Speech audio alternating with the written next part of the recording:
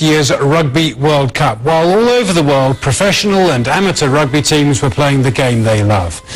It was the same story exactly 12 years ago, but on October the 12th, 2002, rugby experienced its darkest hour when many of its players fell victim to the devastating Bali bombing. Rugby is a tough and physical game on the field of play. A rich and rewarding social network off it. It's almost always a lot of fun, except for one tour in Bali back in 2002.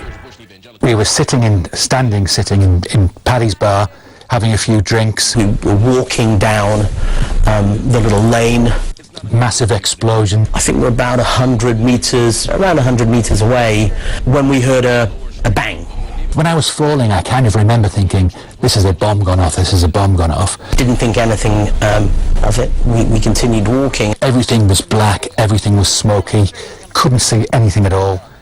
And then I started to get it up, and the second bomb, which was in a minivan in the street, went off. There was just this massive explosion. It was just flames, just went everywhere. And I remember looking up, and there's this really huge orange plume. I put my hands over my face, and I kind of got knocked down again. We saw people just running towards us, just hysterical. And your first thought when I came round was, everybody's left me behind.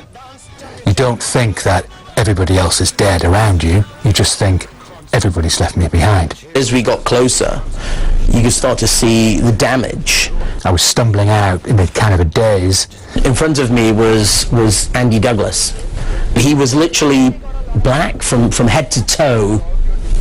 You know, the blood was coming from his ears. His clothes had been burnt off. I mean, his skin was peeling off and bubbling and blistering, and I looked at it. I didn't know. I honestly didn't know what to say. 202 people were killed by that terrorist attack in Bali. 27 of them were players and supporters who'd been attending a weekend rugby tournament, the Bali Tens. If it wasn't for Anson Bailey's unwavering help and support, fellow rugby player Andy Douglas thinks he could have been number 28. Anson gave me the courage to pull through the first 24 hours, which is the most critical time. And I will forever be indebted to Anson for saving my life. We will always have a very, very special bond between us. He's a great man.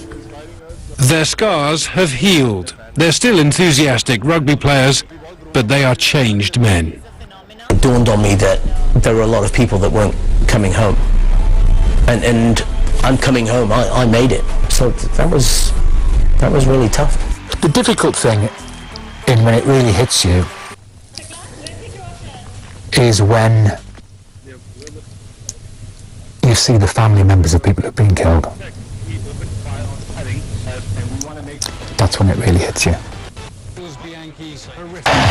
12 years later, rugby is thriving in Hong Kong. The festive Sevens competition is sold out again, but on the eve of the tournament, a memorial game for those lost in Bali, a reminder of rugby's darkest hour. Something happened to this club that hasn't happened to any rugby club in the history of the sport. P.T. McGee was playing for the Hong Kong Football Club at the time of the tragedy, but fortunately he wasn't touring in Bali. Of the 4 clubs in Asia that suffered casualties, his was the worst hit, losing 11 players and supporters.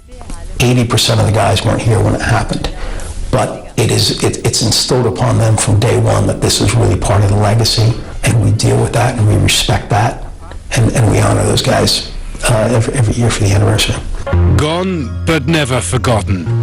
Teammates and friends memorialized on a plaque, and on the wall of the club's bar, a poignant image of many of those players at the Hong Kong Sevens, the year before they died. And for those left behind, rugby was to provide a crucial support system.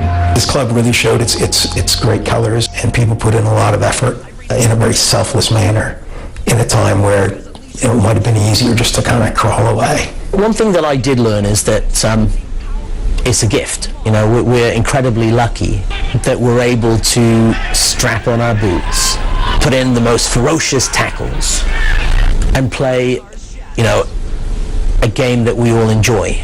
For Anson, the tragedy represented a second chance. He decided to use his favourite game to make a difference. Annually, his Fat Boy Tens tournament raises money for underprivileged communities in the Philippines.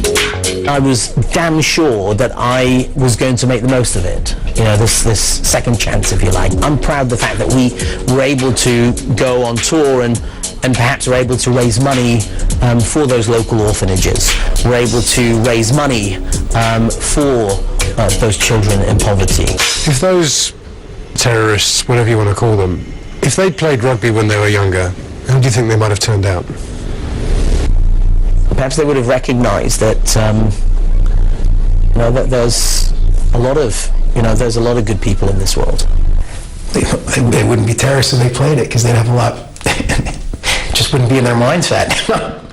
They'd have respect for the game. They'd have respect for other people. If they'd have played rugby and they'd embraced the spirit of the game, they would never have committed such a senseless act. You know, rugby is a game of integrity, and it's a game of togetherness where you embrace your opponent as much as you embrace your teammate at the end of the game.